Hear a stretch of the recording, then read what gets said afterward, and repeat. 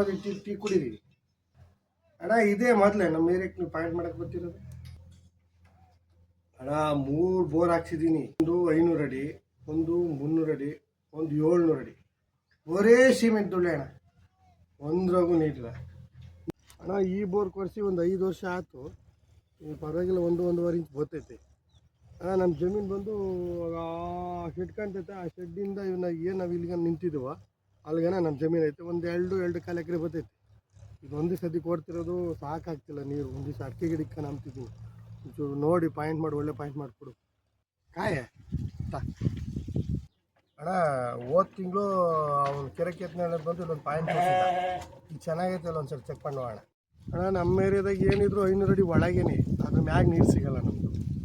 ನಮ್ಮ ಏರಿಯಾ ಎಲ್ಲ ಅಷ್ಟೇನೆ, ಬರೀ ಬಂಡೆಕಲ್ಲು ನಮ್ದೆಲ್ಲ ಅಣ್ಣ.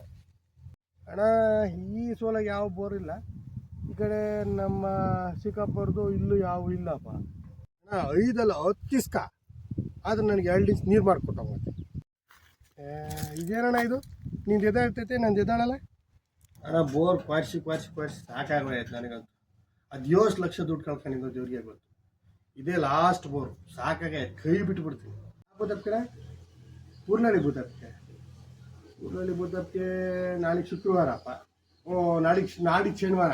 ನಾಡಿದ್ದು ಬೆಳಿಗ್ಗೆ ಒಂದು 6 ಗಂಟೆಗೆ ಹೋಗಿ ಕೇಳ್ಕೊಬರ್ತೀನಿ ಅಣ್ಣ. ಯಾವುದು ಫೋನ್ ಮಾಡ್ತೀನಿ ನಿಮಗೆ.